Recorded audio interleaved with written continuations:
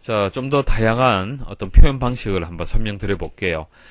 조건문에서 우리가 i는 100보다 작다라고 보통 조건을 줬고요. 자, 이 조건을 만족할 때 true로 이렇게 반복이 되었습니다. 이 구조를 기본 형태로 해서 말씀을 드렸었죠. 근데 이렇게 하지 않고요. 지금 보시는 것처럼 여러 가지 방식이 있어요.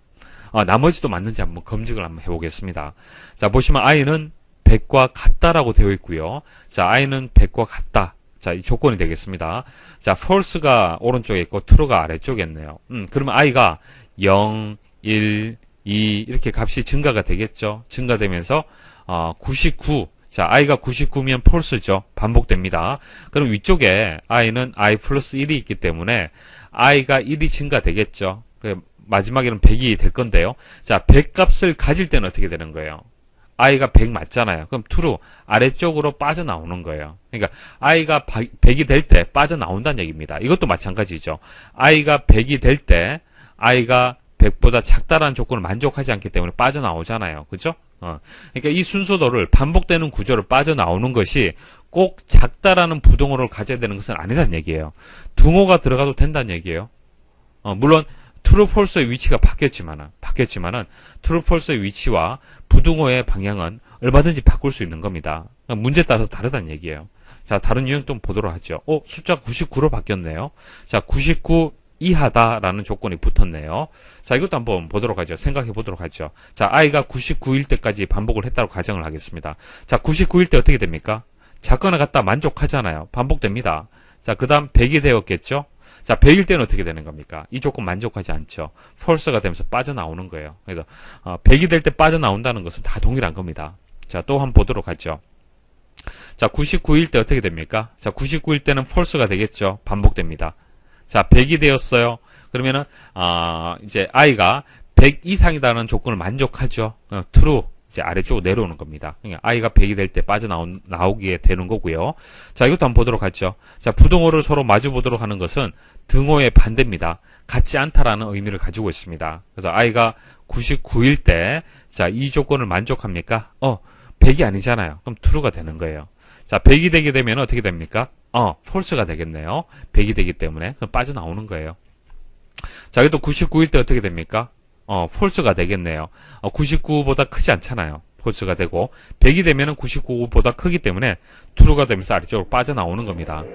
자, 이처럼 부등호의 방향이 작다, 같다, 작거나 같다, 크거나 같다, 같지 않다, 크다 이렇게 부등호의 모양이 매번 바뀔 수도 있고 true, false가 위치가 또 이렇게 바뀌면서 같은 결과를 만들어낼 수가 있는 거예요. 그래서 이런 다양한 표현을 여러분들이 다 이해할 수 있어야 되고 이 표현의 방식대로 디버깅해서 중요한 것은 뭡니까? 100일 때 빠져나오도록만 만들어주면 되는 거예요. 그래서 시험장에 이 부분이 이렇게 괄호로 나오잖아요. 그죠? 괄호로 나오면은 100가지 합이라면 일단 100을 넣어보고 한번 돌려보는 거예요. 돌려봐서 100일 때 빠져나올 수 있도록만 만들어주면 되는 거예요. 무슨 뜻인지 아시겠죠? 자, 다른 유형을 한번 보도록 하겠습니다.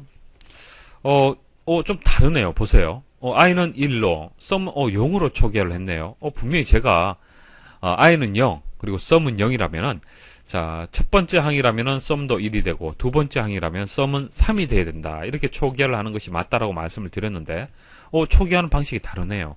i는 1인데, sum이 1이 되어야 되는데, 0으로 초기화를 했네요. 자, 이것도 틀리지 않습니다. 자, 아래쪽에 처리문 잘 보십시오. sum이 먼저 계산이 되고 i가 뒤에 또 증가가 되었네요. 그죠?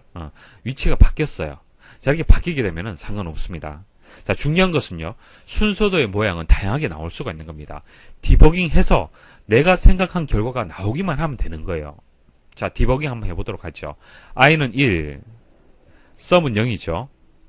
자, sum이 먼저 증가됩니다. i만큼 증가가 돼요. 현재 i 값이 1이잖아요. 1이 되었습니다.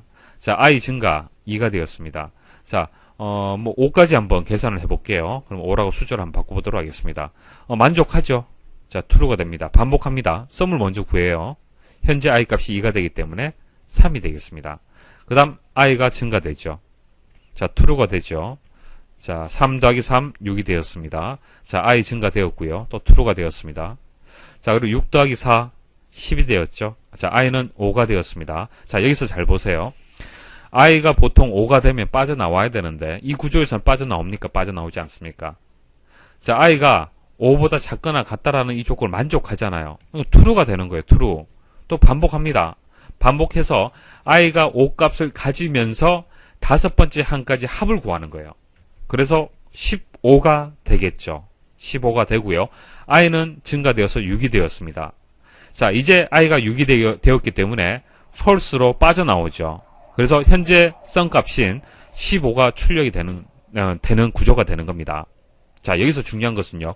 i 값이 중요한 것이 아니라 sum 값의 최종 값이 중요한 거예요. 우리가 구하는 것은 1에서 5까지 합계를 구하는 거잖아요. i 값을 구하는 것이 아닙니다. 아시겠습니까? 그러니까 i가 4가 되든 5가 되든 6이 되든 이것은 중요하지 않습니다. sum이 15가 될 수 있도록만 만들어 주시면 되는 거예요. 그래서 초일값이 이렇게 바뀌든 처리문의 위치가 이렇게 바뀌든 그건 상관이 없습니다. 자, 다른 유형 설명드리겠습니다. 자, sum이 0으로 초기화가 되고요.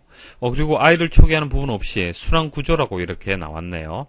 자, 순환 구조 내에 보시면은 sum은 sum 플러스 i라고 이렇게 나왔습니다. 그리고 이 순환 구조에 보면 오른쪽에 i는 1, 100, 1 이렇게 나왔네요. 자, 이게 무슨 뜻이냐면은 i는 1로 초기화를 하고 100까지, 그러니까 최종값이 100이라는 얘기는 100까지 반복을 해라. 자, 그리고 일씩 증가시켜라. 자, 이런 의미를 가지고 있습니다. 그래서 우리가 알고 있는 1에서 100까지의 합을 구하는 순서도 하고 모양은 다르지만 같아요. 결과는. 자, 우리가 알고 있는 것은 이런 구조죠. 자, i는 i 플러스 1. 자, sum은 sum 플러스 i. 자, 우리가 알고 있는 구조입니다. 그죠? 자, 그리고 제가 이렇게 순서도를 바로바로 그렸죠. 이 정도로 여러분들 연습하셔야 됩니다. 자, 1에서 5까지 합을 구하라 하면은, 이제, 만들어진 순서도에서 블랭크를 이제 채우는 것이 아니라, 순서도를 처음부터 끝까지 다 그릴 수 있어야 돼요. 그래서 스타트에서 엔드까지, 1에서 100까지 합을 구하라, 1에서 5까지 합을 구하라. 그랬을 때 바로 순서도를 그릴 수 있을 정도로, 그렇게 반복 연습을 좀 하셔야 됩니다. 자, 그래야만 실제 기출문제를 풀 때 여러분들이 정확하게 풀이를 할 수가 있는 겁니다. 자, 이 순서도를 잘 분석을 하시면요. 우리가 구하고자 하는 결과가 뭐죠? 결과적으로 sum이잖아요. 그죠? sum을 구하고자 하는 겁니다. 자, sum을 구하는 이 처리문이 핵심이 되는 거고요. i라는 변수, 그리고 i라는 변수를 이용한 조건문은요.